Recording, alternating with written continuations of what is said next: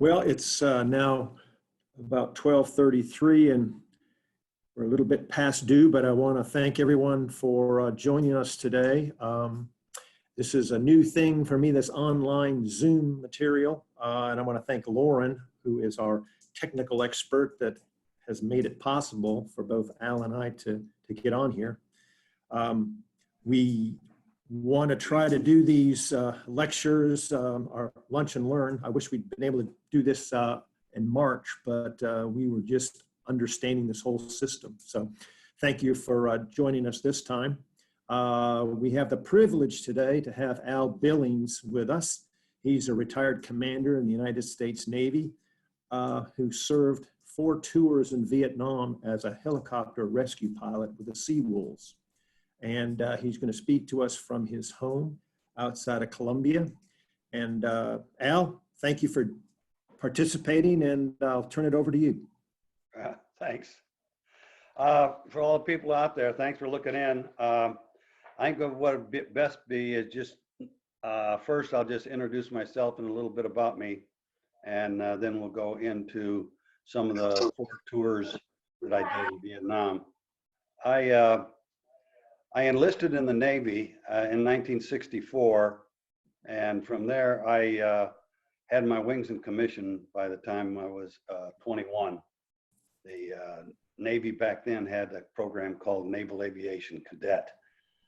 I was a bit of a maverick back then because after my first tour or after my first obligation, I was going to go to the airlines. So one of my favorite mantras, as the guys that used to tell me, was the only way you can hurt me with that fitness report is roll it up into a tube and jab me in the eye with it. So by the time I was an 03 and a lieutenant, the Bureau of Personnel guaranteed me that I would never make it past lieutenant or 03 in the Navy. 23 years later, I ended up being commanding officer of the Navy's oldest combat search and rescue squadron, HC-1. It was called HU-1 back then. If you ever remember the movie Bridges of Tokyo-Ri, that was HC-1, HU-1 back then. It was with, I think, William Holden and Mickey Rooney, and it talked about the first helicopters going into North Korea during the battles and trying to rescue them. One of the squadron pilots in that movie, although Mickey Rooney played it as a chief and wore a green top hat, one of the actual pilot won the Medal of Honor, or was awarded the Medal of Honor. And he didn't do it because of the rescue. He did it because of the way he conducted himself as a prisoner of war. They went in for a rescue and they got captured by the North Koreans. And during his stay as prisoner of war, he was awarded, the way he conducted himself, he was awarded the Medal of Honor. And after that, the way he conducted himself, they also developed the rules of conduct for the military, Uniform Code of Military Justice and Conduct during the prisoner of war. Singpak Fleet was tasked with that by another prisoner of war during the Korean War that was there. I did 4 tours in Vietnam, and I'll start out with the first tour. The first tour was in HC-1, and I flew the UH-2AB. I trained as a combat search and rescue squadron. HC-1 was one of the largest squadrons in the Navy. We had over 375 officers in the squadron. And later on, during 1967, they broke it up into 4 separate squadrons, one of them being HAL-3.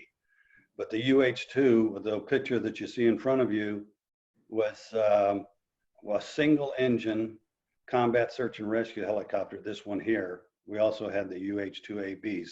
They were a little bit underpowered, single engine. This one here was configured where it had armament around the engine and transmission, so they could take a little bit of fire. They couldn't take large rounds, but they could take a little bit of fire to still survive, kind of thing. But it was very much underpowered. While I was in HC-1, I was deployed even though I trained for combat search and rescue, being an ensign and at the bottom of the food chain, one of the air crew on the carrier, Bonhomme Richard, had personal family problems and they couldn't deploy with him. So they grabbed me and I ended up, instead of going off of a destroyer in the combat search and rescue, I ended up going off the carrier, USS Bonhomme Richard. During that tour, we made 3 rescues. The closest one, we were staying offshore, but the closest one was an A4 that got shot down and he made it to the water. We were able to pick him up. Probably the most interesting thing about that tour is the scariest combat search and rescue that we almost did was the one that never happened, is because we had 2 pilots and a couple of crewmen that were signed up and had gone through the combat search and rescue training. And we volunteered to be backup air crew for anybody that got injured or wounded on these aircraft that went in off of the destroyers. Well, what happened is one of the birds got shot up going over the beach. The plane was shot down. One of the birds was shot up going over the beach, and the other one had an engine change and it wasn't ready to go. So the next thing we knew, the 2 pilots, both of us very junior, got called in, and we had 4 crewmen. 2 of them were selected to go with us, and they said, you're going to go into the beach and pick up this pilot.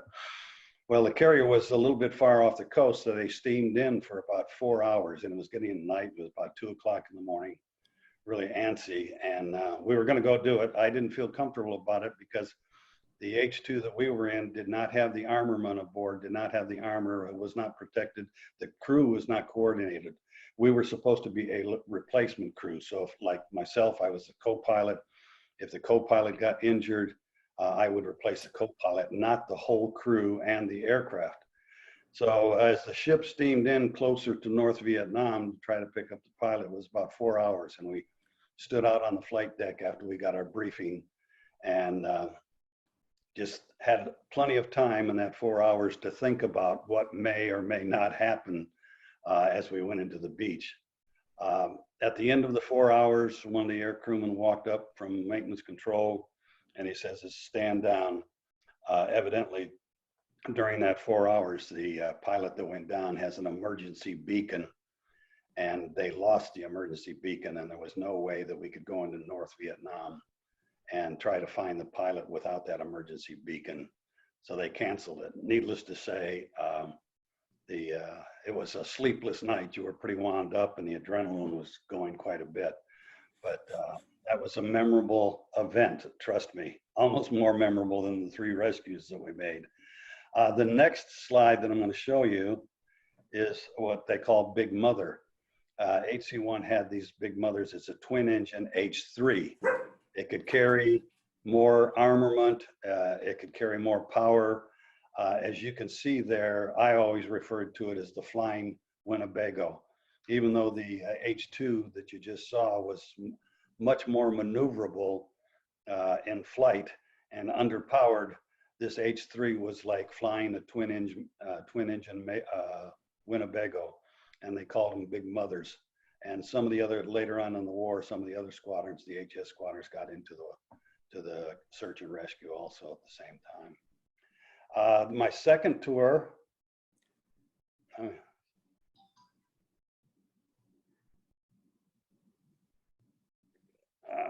won't go down. Let me see if I can get it. Trying to get it up. Wait a minute.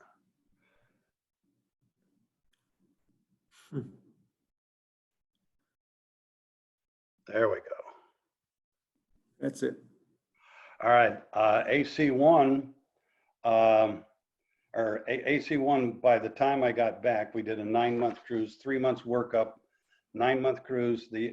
We flew in formation, a 3-plane formation, and I taxied in and parked, and the XO met me at the plane, and he said, congratulations, you've got orders back to Vietnam.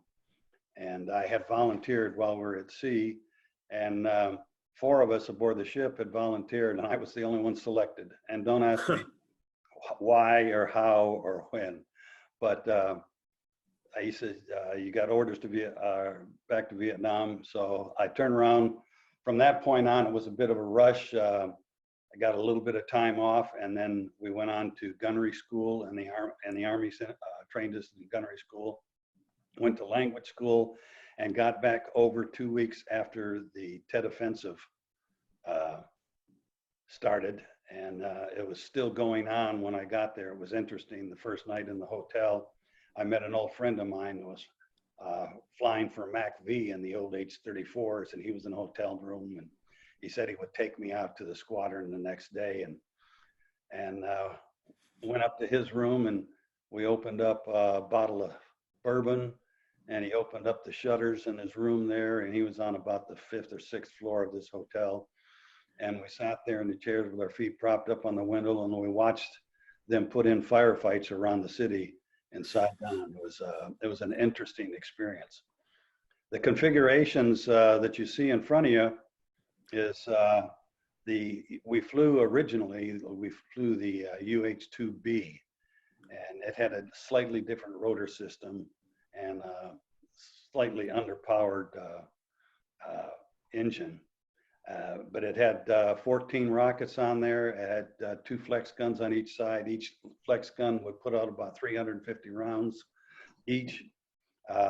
On the wing ship, as you see to the right, it had twin 30s on it, and each one, and the other door gunner had an M60 on there. So for that day and age in 1968, that was quite a bit of firepower. We were sort of the meanest people on the block as far as we were concerned. And we had 9 detachments, 9 2-plane detachments. You can see down in the left-hand corner on the LST, we had 3 or 4 LSTs that would go up in the rivers, and they drop anchor, and they also supported the PBRs. And they would fly off of these at night. Now, because they were so heavily armored, the gunships flew over max gross weight.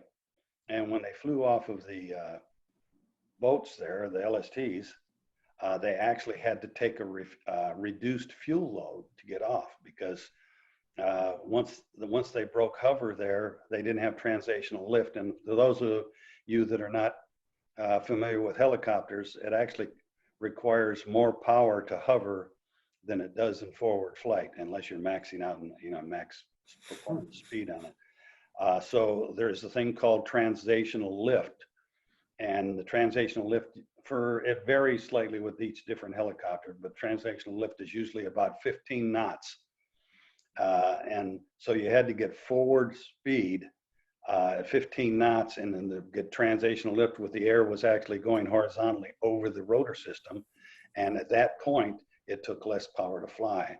Well, flying off of the LSTs, especially at night, you didn't have that, because the LSTs were about, 40 feet from the water. So once they went over the edge of the LST, they lost translational lift. Now, the nice thing about it is they did have about 40 feet to try to get their airspeed and get the translational lift, but at night it was a little bit dicey. So that's why they did with the reduced plate load. When I flew out of Na Bay, and we had a short 200-foot runway, PSP. It's a metal runway that they used during World War II. And we flew was so heavy that we actually had to bounce the skids. When we tried to get the translational lift, we'd actually go down the runway, and as we almost entered transition between the hover and translational lift, you had a slight bobble there, and the skids would bounce off of the ground because we flew over max gross weight. On the bottom right-hand corner is a 50 caliber. Originally, these things were both set up to have each door gunner have a M60 in there, but as you can see, we had twin 30s and a pretty impressive firepower. And a 50 caliber, if anybody's ever seen a 50 caliber tear up the place, it is very impressive. You do not want to be on the receiving end of a 50 caliber, no matter what. When we first put them in the aircraft, since everything was experimental and we were making up everything as it went along, they hard mounted the 50 cal to the side of the helicopter. And after using it for a little while, one of the crewmen or crew chief noticed fractures in the airframe, and the concussion from the 50 caliber actually made microscopic fractures into the airframe just from the concussion of it. So being inventive, they created what they called it a Sagami mount. And that Sagami mount was had a long arm to it, and then it had about a 5-inch rubber bushing between the part that held the 50 caliber and the mount itself. So that 5-inch rubber bushing that was in there actually took most of the impact from the 50 caliber when it's fired. The ironic thing about it is you know, I don't know if I ever told the crew at first, but the pilot sits right in front of that on the right-hand side there, as you can see. And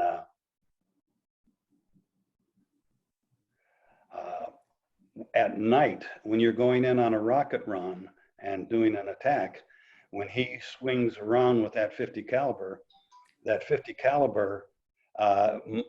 the end of the barrel is right in front of your face. And when you roll into there, so I had to tell the crewman, because you lost your night vision. Once that thing went off, it was like a basketball. There was a flame, a muzzle flash that came out of the thing was the size of a basketball, and it's sitting right next to your head, and you're at night and you can't see anything. Once that flash goes off, you lose your night vision. So I had to tell the crewman not to start firing until halfway down on the rocket run, or at least the 50 caliber, not to start firing until halfway down on the rocket run, so I could pull off, because once he started firing, I'd lose my night vision, and I would be flying on instruments and pulling out, doing a positive climb while he was still firing at the ground. And between the muzzle flashes, I was catching the instruments during the muzzle flashes. So I definitely didn't want him to run out of ammo until I made a positive climb and started back around again. So like I said, we did a lot of fun things back then, and if we didn't know something, we made it up as we went along. So HC-1, here's another picture of them taking off. HC-1 and HAL-3, they switched in 67, I think, that they became HAL-3, and they were designated, and the squadron was created while they were in country. It was probably the only U.S. squadron that was actually established in country and disestablished in 73 in country. The House Resolution 1228 from the 111th Congress goes through, and they made a resolution on the thing in July 2010. They said that listed all of the things that the squadron accomplished, and I guess the summary is making it possibly the most decorated Navy squadron during the Vietnam War. And we got that award 2010. The squadron lost 44 people, air crew, and had 110 or 150 wounded.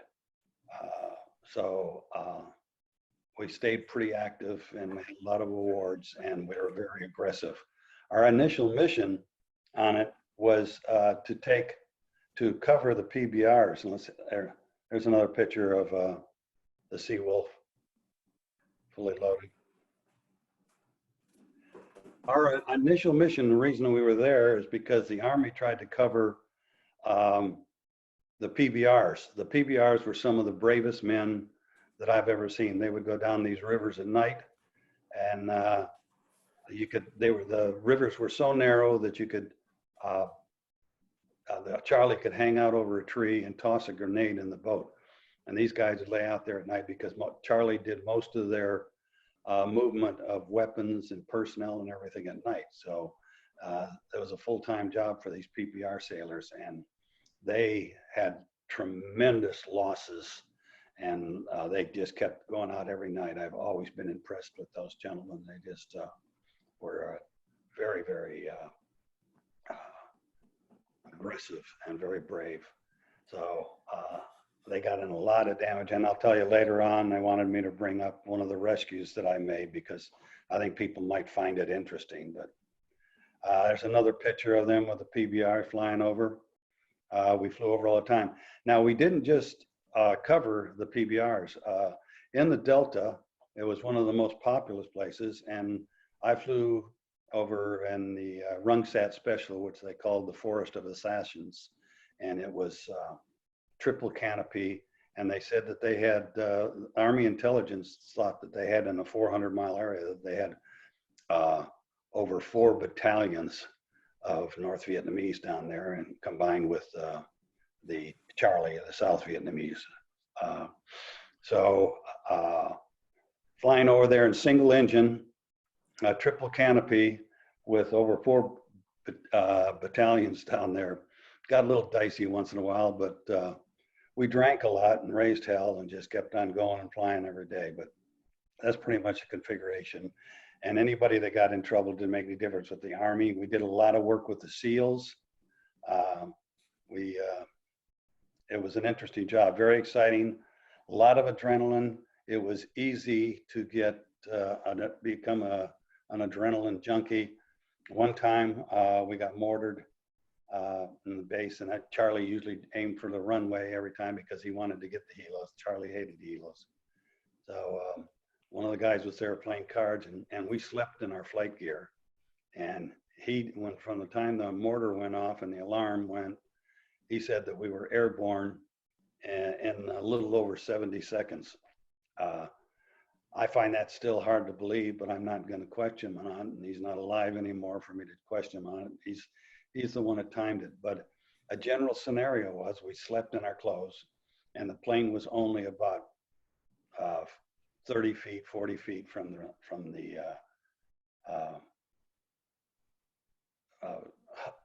hooch that we stayed in and slept at night. We slept right next to the planes. And a typical scenario would be crew chief would be getting out there, untie the rotor system, the co-pilot to jump in and start the plane and get the rotors going.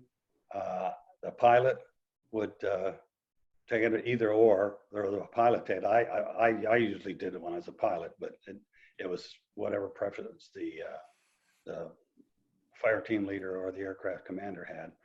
And jump in, start the plane, lift off, and the co-pilot, by that time, he'd reach over and tap you on the shoulder. And when he tapped you on the shoulder, he'd grab the controls, and you'd hold your hands out and say, "You have control." And then you'd put your helmet on, put your vest on, put your chicken plate on, and then take back control over the aircraft. And meanwhile, they'd be dialing up on the radio and giving us the coordinates of whatever they thought. If we got airborne fast enough, they'd only throw a couple of mortars in. If we got airborne fast enough, they usually stopped because we could see the muzzle flash. And if we could see the muzzle flash, they were in pretty deep trouble because we could roll in on them right away. So once the helos got airborne, the mortar attack usually subsided. This configuration here you can see is one of the door gunners flying with his M60, and he got twin M60s out the door there. Like I said, back then, it was a lot of firepower. And the Cobra, when we started flying, the Cobra hadn't quite come out yet. There's another view of the aircraft that they were flying in there. This is one of the reunions that we had. And these are a couple of my crew chiefs and a couple of door gunners. We had a lot of camaraderie. We've been friends for the last 50 years, and we still meet at the reunions, and we call each other and touch base and take care of each other. So this is down at Patriots Point, where we had one of our reunions. It's down at that bivouac down there. So if you're ever down there, you can see pretty much everything that's there on it. So I guess at this point, I don't know if I have another slide. Yeah, this is another slide. These are vetments here. This is my last flight. The ironic thing about it is they put this up, and it was my last day flying, and we got scrambled about 2 hours after this to do a thing. So you can add one more flight to that. I had down here at the bottom 469 flights. You can add one more of that. And it says, and last combat mission, Finney, Vietnam. I guess this is a point where maybe Fritz would like me to talk about. This is how the aircraft were protected. They were 50-gallon drums built around in sandbags. And then we had the armament there. The 50-gallon drums were emptied and filled full of sand. And then we had sandbags on top of them in case they did get close with a mortar. Hopefully it would protect the aircraft and the thing. So that's a copy of the 50 caliber. And like I said, it was impressive. It would just tear up everything in sight. I was honored. It's ironic. I was honored. Fallon. I got a call from Fallon, Nevada. They have a outside air museum there, and they called up and said, "Commander Billings." I said, "Yeah." And they said, "Would it be all right if we put your name on our helicopter in our museum?" And there was a pause there for a minute, because I knew if you wanted your name on a helicopter on the Midway Museum, it cost $28,000. So there's a pregnant pause there for a second. And I said, "How much?" And he says, "Oh, not a thing. We'd just like the honor of put your name on there." And they put my name on there, and they've called me out there a couple of times to talk to the squadrons and their new helicopter pilots that train out there. Interesting, back when I was a helicopter pilot, in the early days, you were sort of a third-class citizen. The pecking order was a jet pilot, multi-engine, and then helicopters. In fact, I could tell you a funny story. I was going through language school, and we were having a beer at the O Club at the amphib base where the SEALs train, and the young SEAL was in there, and we got to know each other. And we were talking and having a few beers. And then halfway through the conversation, when I told him I was a helicopter pilot, and he says, "So tell me," he says, "how bad were your grades?" And I tried to explain to him. I said, "Well, our class, we had 14 carrier qualify that week, and they needed 13 helicopter pilots for the pipeline. And I was not number one in my class. I was not number two either, or three, or four. But so the number one guy got his selection, and the rest of them were automatically put into helicopters. And it turned out to be a very rewarding career. So I guess I'm supposed to talk about some combat things. One of the rescues I made, I was awarded the Silver Star for. If you're a helicopter pilot, anybody out there, and you can ask questions at the end, and I'll answer anything I can. Some people think that it couldn't have been done, but there's about 16 people out there that watched it happen, and they all survived the attack. What happened is PBRs were coming out of a narrow channel, and it got ambushed, and the lead PBR got a couple of B-40 rocket hits, and they blew off the top of the PBR. And the second one made it through, but the other one was floating in the water. Almost everybody aboard was injured, and they were getting shot up. And the second boat was flying back and forth, trying to cover them from the beach and protect them from the beach. At that time, the boat was idled in the water. So just a second. And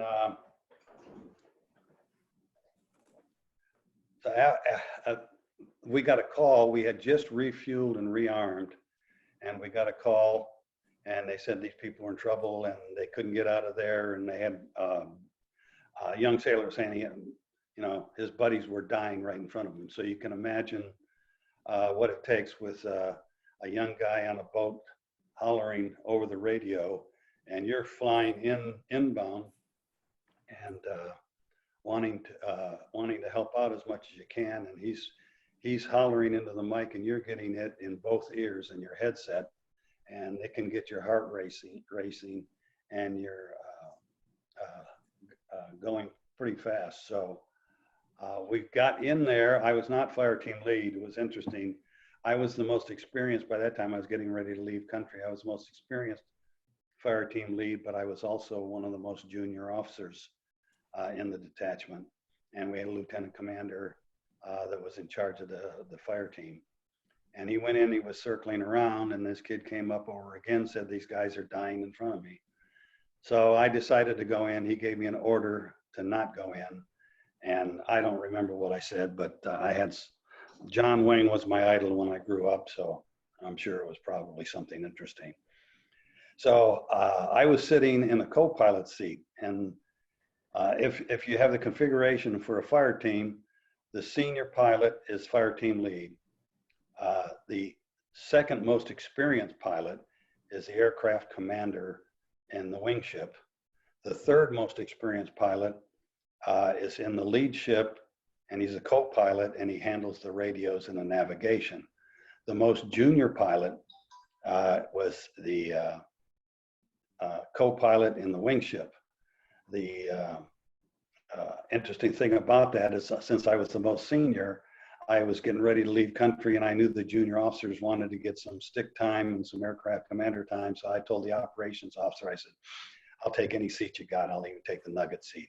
Let these guys get some more experience, because I trained a lot of them while I was there. So I was sitting in the most junior seat, and I took the aircraft away from the aircraft commander. And you have to understand how the Navy is. When you're aircraft commander, even if you have an admiral aboard, you have the last say-so on it. So if the admiral wanted to do something that you figured dangerous, you were aircraft commander. But you had to be not politically oriented either, because it could be career ending if you went against what the admiral had to say, but you had the authority to be able to do it.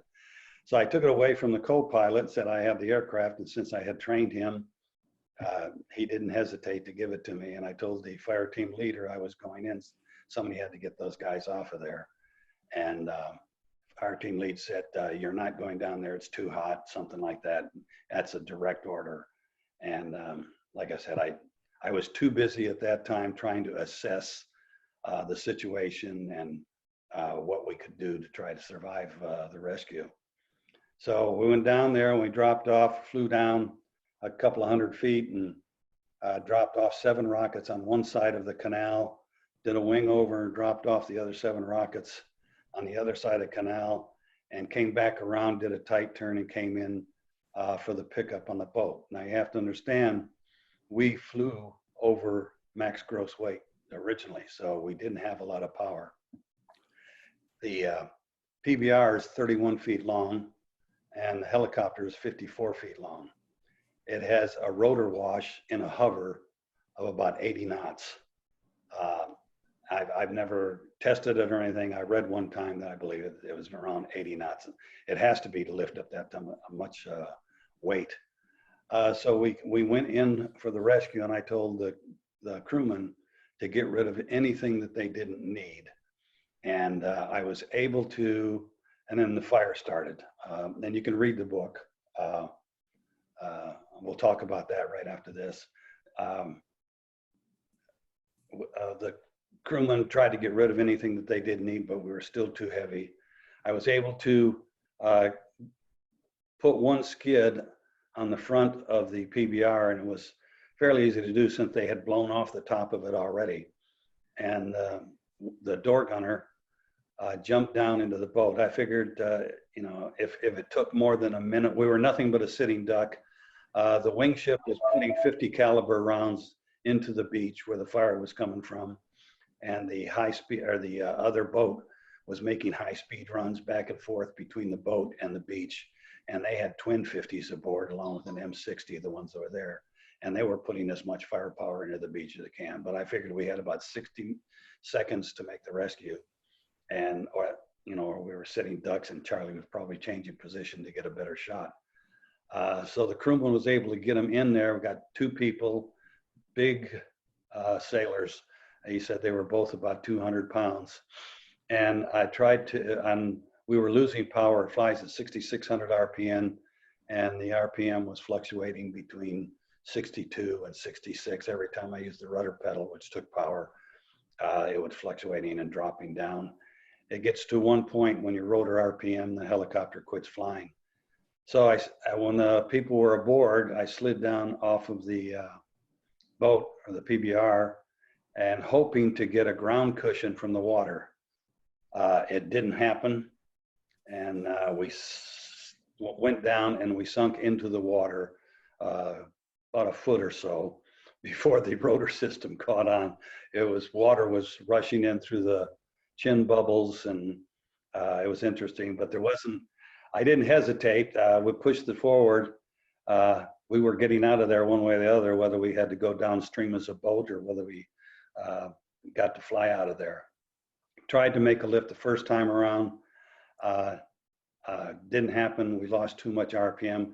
The water added more weight to the helicopter, so it made it even more difficult to try to get out of the water. And also you have that suction from the water when it goes through. So we kept on going down there. The nice thing about it is the stream, we were going down current and it was heading towards the ocean, and we had the ocean breeze coming in. So eventually, going fast enough in the water, I was able to transition into transitional lift and by a milking action. And you learn that in helicopters, if you're over max gross weight, you can milk and sort of baby the RPM. Anyway, I was able to do it long enough to get the water to drain out of the helicopter. We wallowed out of the water and were able to get back. But anybody who's familiar with the UH-1B, they'll say, that doesn't sound like that's possible. But like I said, there's about 16 people. I don't know if are all still around now, but they said, all right. And the thing about it is when we got back, the fire team leader was a little hot under the collar, and he was uttering something at the top of his lungs that he was going to have my wings. And I just, at that time, the adrenaline was wearing off and walked away. I don't remember the rest of the things he said. All I remember, that's what stuck in my mind. This went on for about a day, and then the next day, news reporters came in from Saigon from 2 different newspapers, and you'll have to read the book to find out what happened there. It's interesting about people. And I was sitting there, nothing happened. The other ones took the bows and went out in the newspaper and did their interviews. The next day, and I was happy because it didn't make a difference to me. There was no more talk about them taking my wings, and I was happy with that. So the next day, not many people were around, and those guys weren't around. The Navy Times came in. Actually, the PBR sailors brought a couple of chiefs from the PBRs on the other side of the base, brought them in and said, here, this is the guy that made the rescue. Anyway, they were able to interview me because there was nobody else around. And I sort of put the whole thing down because I didn't want to exaggerate anything or make their, and since they were still, nothing said, but was still hanging over the head, the possibility of losing my wings. So I wasn't about to make any big stink about it. So I sort of blew it off and said, everything went fine. We made the rescues. The guys lived. The 2 guys lived. We were able to get them to a hospital, and that made the whole thing worth it. So we sort of played it down. Then 2 days later, and everything had settled down, I had figured they'd gotten their names in the paper and things were okay. So things had started settling down. I was okay. And the ONC came in and said, the CO wants to see you down in Vung Tau immediately. And I'm going, okay. I didn't know exactly what was happening. And I didn't have the duty that day. So I went down there and they flew me down to Vung Tau. That's where all of our maintenance was. And I walked in to the CO's office, and he was a Navy captain, which was fairly surprising for a Navy squadron. But down there, I guess you needed to pull for parts, people, personnel, and everything. So you needed the rank to be able to do it. So when I walked in, said, Lieutenant J.J. Billings reporting as ordered. And he looked up at me and he reached for a newspaper and he tossed it over to the other side of the table. And he says, is this you? And I said, yes, sir, I think so. And then we went on. His spiel was, you tell your ONC I don't ever want to read about what my personnel do or my pilots do in the newspaper and not knowing about it firsthand. And I said, yes, sir. So we talked for a little while. He turned out to be a pretty good guy. I relaxed a little bit. My dissipation light was starting to stay on full time. It wasn't flickering anymore as far as losing my wings. Started to relax. And a few hours later, flew back to Vung Tau, and the ONC met me at the plane and said that the CO called and he thinks you should be put in for a medal. And I was going to the airlines. I wasn't there for medals. I was there for a job, and I was a pilot, and that's what my job was. So anyway, it turned out it went in what I thought was as a Navy Commendation Medal, and it came out after I went to the next squadron. It came out as a Silver Star. I had a couple of other similar incidents in that I went against direct orders, supporting a SEAL team. They were pinned down, 3 wounded. Squadron policy was you don't fly single ship. Anyway, the SEALs came in and said, we're going to this area, and they were my drinking buddies. And there's some stories in there about the drinking buddies too. And they came in and said, well, the moon is right, the tide is right, we have to go in tonight. And I said, well, we only got 1 aircraft, and we're not supposed to fly, but if you guys get in trouble, I'll be there, but we'll only have the firepower of 1 aircraft. And so I went and told the ONC, or I called him up and told the ONC, and he says, no, you're not going, it's against squadron policy. And I said, yes, sir. And he knew I was going, but he did his job and he was covered. So we stayed there, and I went back in and told the guys the situation. And we had 2 crews since the other bird was down, and every one of them volunteered to go. So they had at 2 o'clock in the morning, they were pinned down, 3 wounded, and we went in and we were able to get them out of there. So it was an interesting experience.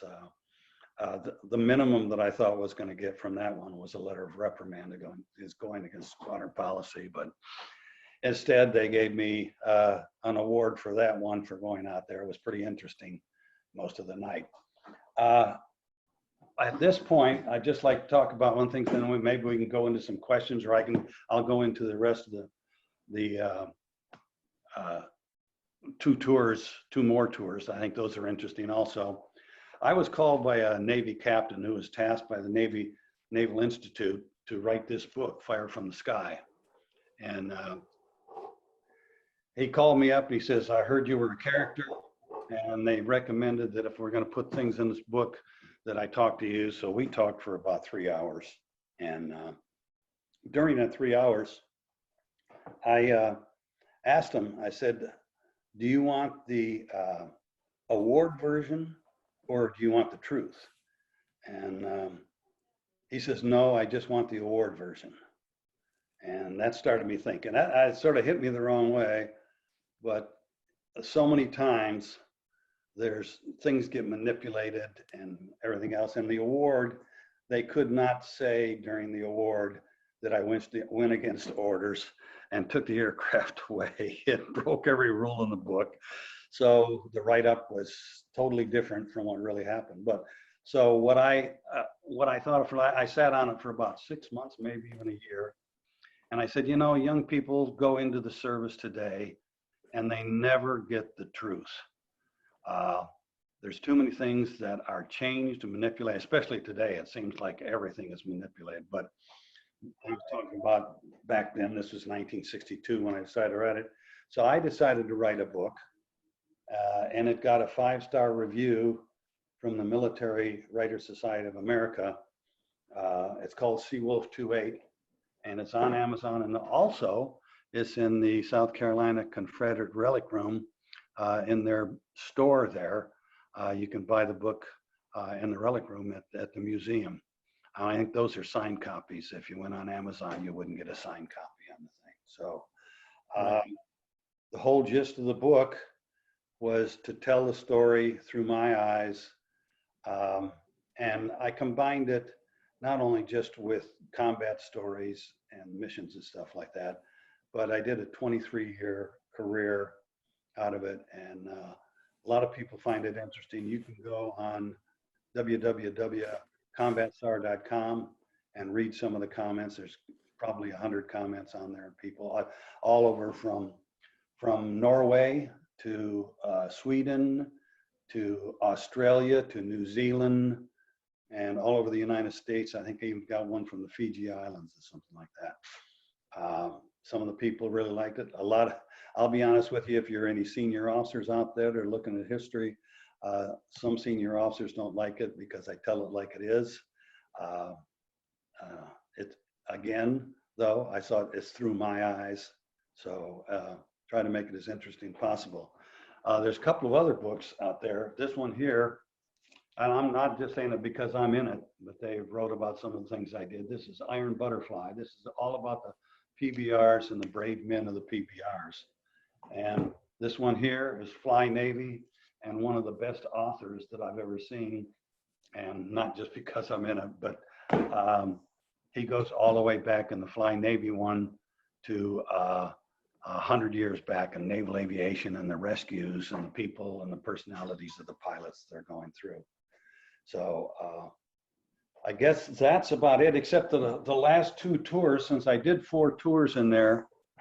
The last 2 tours, when I went back, one of my tours was in TACRON, and I was a tactical or a FAC, forward air controller, airborne and on the ground. I was qualified in the amphibs, and it was tactical air control.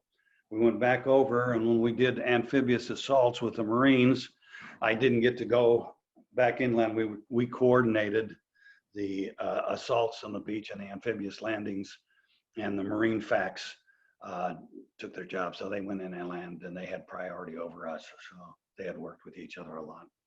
So that was my second tour. I was the officer in charge of the detachment. And the 4th tour, we were ready to go back and do the same thing. And it was approaching 1973, and there was something called Operation In Sweep. So I got to see the war almost from the beginning to the end. When we started one, I know it went back to 1962 or 2, but 65 to 63 was the focus on most of the stuff. We did the minesweeping in Haiphong Harbor, and it was an interesting thing. We went into anchor, and what had happened is the Navy or the government was using the mines in Haiphong Harbor.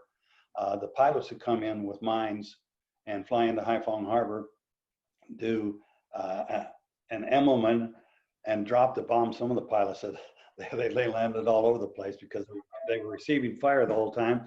They'd do an Emmelman, release the bomb, and they thought it would go someplace in the harbor and get the hell out of Dodge before they got shot down.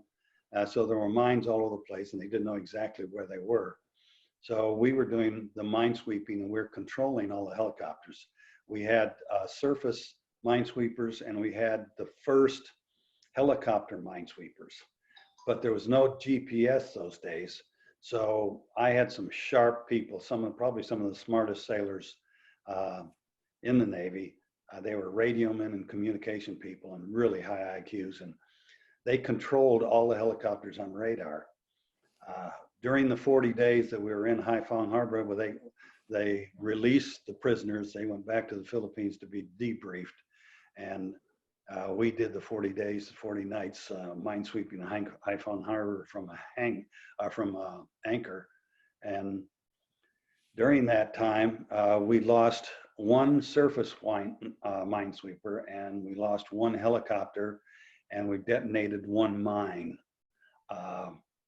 And the secret to the whole thing during the negotiation is actually the mines were set to self-detonate at a higher accuracy than we ever could have swept Haiphong Harbor, but nobody told the Vietnamese that. So even Skip Yates was a good friend of mine, and he was in the minesweeping squadron. He got credit for detonating the mine. And over a beer, he said, "Tell you the truth," he says, "I'm not sure whether they towed this electronic array back behind the helicopter, I don't know, 300 yards or something like that. And it was on the surface, and it would simulate a ship." And he says, "To be honest with you," he says, "I don't know whether it was set to go off at that time or we set it off." But he says, he says, "I'll take credit for it." But they lost a surface minesweeper, and they lost a helicopter doing that minesweeping. When we got back into the Philippines, I went up to see, I had another friend of mine. He was an Annapolis graduate, and He was in the Navy, but he had chronic seasickness. So they put him in intelligence, and he was debriefing. They went to Clark Air Force Base in the Philippines, and he was debriefing all of the prisoners of war. So I went out to see him because I hadn't seen him in years. And the BOQ was full. Everybody and their brother was in Clark Air Force Base in the Philippines, and there was no place to stay. So we had to go out in town to a hotel out there. And we grabbed a room out there with a couple of guys that I was with, and went down into the bar after we checked in, and all these reporters were there. And it was really interesting to see these people. And I think a lot of it's coming out today, but they always say that jet pilots have quite an ego. These reporters would put Navy jet pilots to shame. I never saw such unbelievable egos in my entire life, but it was an interesting to observe and see what was going on in the interplay with a lot of these news reporters and stuff. So that's about it. I think I call it Operation End Sweep, and it was a big to do. In the book, I wrote a little bit more about the interplay with personalities and egos, because there were 3 Commodores that were vying for the control of Operation End Sweep while we were doing the training in the Philippines there in the Bay. And we did about a month of training before we went in to Haiphong Harbor. So there was a lot of interplay there. Finally, as I was a junior officer, and I got it secondhand, but it filtered all the way down, there was so much infighting that the Admiral CTF 76 had to come down from Okinawa and separate up the infighting and say, I'm in charge, and they'll do that. So it was interesting to observe as a young junior officer. So I guess I can't think of anything else. Well, Al, I want to thank you for giving us that fascinating overview of your career, and also recommend the book that you wrote. It gives a lot more detail, as you well know. And folks, when the museum does open again, there is that opportunity. You can get a signed copy in our gift shop. But we have a few more minutes. If anyone has any questions for Al, it's the time to ask. Al, this is O.C. Fowler in Savannah. I've talked to you before, I believe. Of course, I've read your book. Yeah, I don't think they are. And was Kevin Delaney there with the minesweepers when you were there? We had the 9 detachments, and a lot of times we didn't get to see the guys in the other detachment unless we had a joint mission together, or we ran each other down. So a lot of the times that it rotated through, you only saw the people there with detachment, or if you went down for maintenance repair down at Vung Tau, or did a joint mission. And so it was a lot of people we didn't do it. Most of the time, I met him at one of the reunions. Who did he? He was there. Now Art Schmidt and I are friends, and he lives down in Charleston, and I think he was good friends with Delaney. Yeah. How about, do you know, my brother-in-law, Mike Whittemore, he got there in '68. You know his name? It doesn't sound familiar, but like I said, it was each detachment was manned separately, and I didn't get there till 70, 71. I was on Dead 8 in Rockjaw. Okay. How about Bob Romanelli? I recognize the name. I can't put a face to it, but I've heard the name. Yeah, he's retired here in Savannah. We're the 2 Seawolves in Savannah. Oh, okay. Great. Any more questions before we close? I do. Okay, go ahead, please. How long were you in the Navy? 23 years. Not quite 20, a couple of months short of 23 years. Okay. Thank you. Okay. What happened to your flying in the airlines? I had broken service. That was one of the things that sort of cinched it. When I got through with my first 4 years of obligation, I got out of the Navy and I had a class date with the airlines to go training from, but the airlines were going through a bad spell. Yeah. And the class date was canceled, and I had already signed my resignation papers. So I said, well, change. So I went back to school since I didn't have my degree under the GI Bill. And I was there about 1 quarter, and I got a letter from the Navy. And I realized while I was there, I realized why I left school originally. And while I was there, the Navy sent me a letter and said, look, we're losing helicopter pilots, too many of them. We'd like you to come back in. And when I said, where do I sign? And then I went, while I was there as a flight instructor in Pensacola, I went to the University of West Florida. When were you in Pensacola? I'm sorry? When were you in Pensacola as a flight instructor? 70 and 71? Oh, okay. Yeah, I got back there in 73 to 76 as an instructor. Okay. Okay, well, we're about out of time. I just want to let everybody know that we plan to do our next Lunch and Learn on schedule on May 29th with Ryan Floyd from Lander College, who's going to talk about some of the politics behind the Vietnam War. Hopefully by then we'll be able to go back to our regular schedule at the museum, but if necessary, we're going to do it again online. So stay in touch and we'll let you know how things transpire. And again, thank you all for coming, and we'll look forward to seeing you at the museum when we can reopen.